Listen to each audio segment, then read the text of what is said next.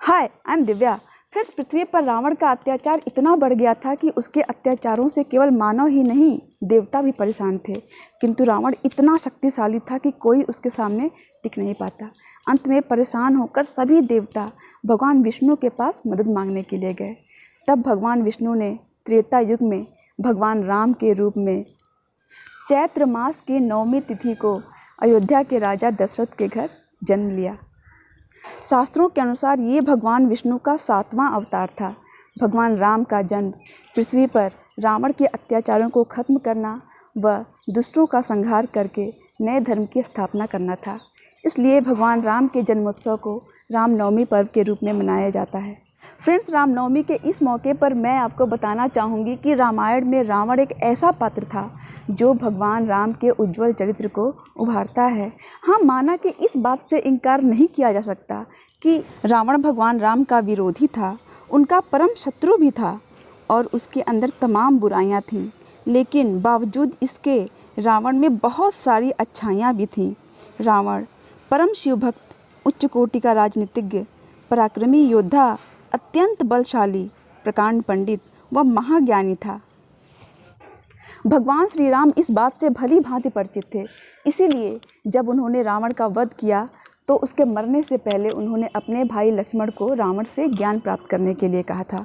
तब रावण ने लक्ष्मण को 3 ऐसी बातें बताईं जो अगर कोई इंसान गांठ बांध के रख लेना तो वो दुनिया की हर चीज़ पा सकता है जिसे वो चाहता है। सबसे पहली बात, शुभस्य शीघ्रम, यानी शुभ कार्य को जितना जल्दी हो सके कर डालना चाहिए और अशुभ कार्य को जितना टाल सकें टाल देना चाहिए।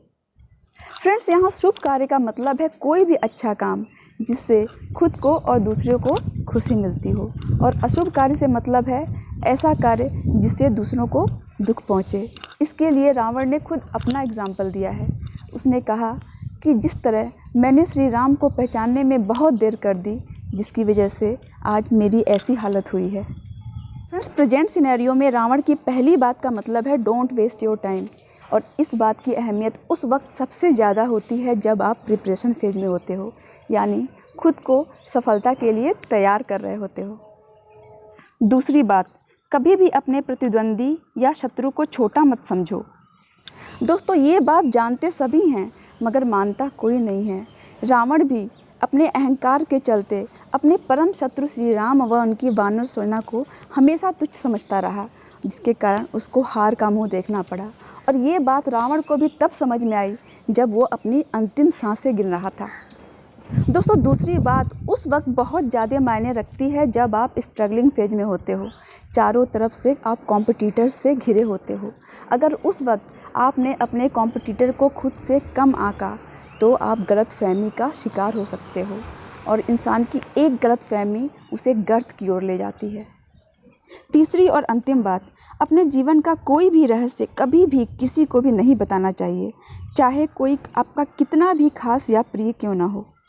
फ्रेंड्स, रामायण पढ़कर या सुनकर हम सबको एक बात समझ में आती है कि रावण के जीवन की सबसे बड़ी गलती थी कि उसकी मृत्यु का रहस्य उसके भाई विभीषण को पता थी। दोस्तों, तीसरी और अंतिम बात उस वक्त बहुत ज़्यादा मायने रखती है जब आप सक्सेसफुल हो जाते हो, क्योंकि उस वक्त पूरी दुनिया आपकी कमजोरियों को जानना चाहती है। सो फ्रेंड्स, परम ज्ञानी रावण की बताई ये 3 बातें हर युग में हर इंसान के लिए उपयोगी थी, हैं और रहेंगी। आप सबको मेरी तरफ से रामनवमी की हार्दिक बधाई।